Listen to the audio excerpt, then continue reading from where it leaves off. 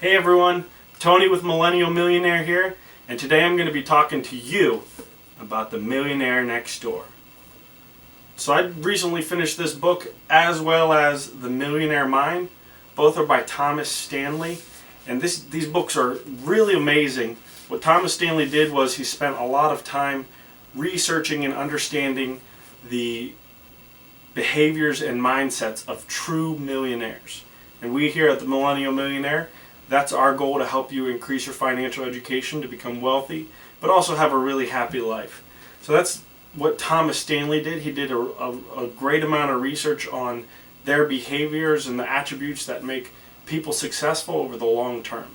So there's three things I really wanted to talk to you about today out of these books to get you started that I think are very specific to the millennial generation. Number one, gaining wealth and gaining assets takes a long time. Thomas Stanley always talked about it. The average millionaire in his research was 50 some years old, owned a small business, was married for 25 or 30 years. We millennials, we have to have it now. We want it now. It's so ingrained in us to have it instantaneously. I think that has to do with a lot of technology.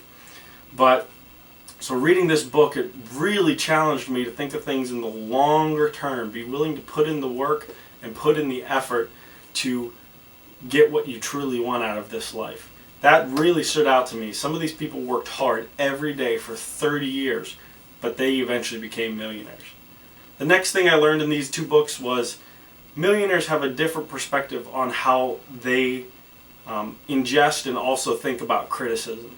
Quite often when you're successful, people will criticize you. They're looking up at you and throwing barbs at you and trying to bring you down to their level. Millionaires never let that criticism get them down long. They actually use it more as motivation to keep moving forward. That's why a lot of them were able to quit their careers or willing to go out on their own, start and become entrepreneurs and small-time business owners who really were happy to work for themselves. They heard the criticism, but a lot of times they used it as motivation. And then finally, so we talked about how long it takes time, and then how they handle criticism. A lot of times, millennial millionaires, but millionaires in general, they care less about what people think about them. So they take criticism, don't listen to it, but showing off that they have a lot of wealth is not important to them. They realize they have to work harder and harder to earn and buy a $60,000 car or a $100,000 car or a $1 million home. And they don't see really the value in that. So a lot of times they kind of just float amongst us. You wouldn't even know they're very wealthy, but really they have a ton of money. So in conclusion, we at the Millennial Millionaire, we want you to think about these things.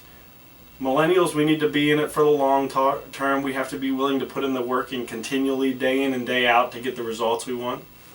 Listen to criticism, but don't let it bring you down and make you feel upset and make you give up.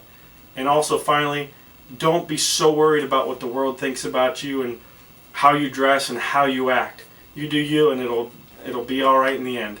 So that's really what I got out of the Millionaire Next Door, as well as the Millionaire Mind. If you like this video, please like, subscribe below, share it with friends, and keep on doing you. Have a good day.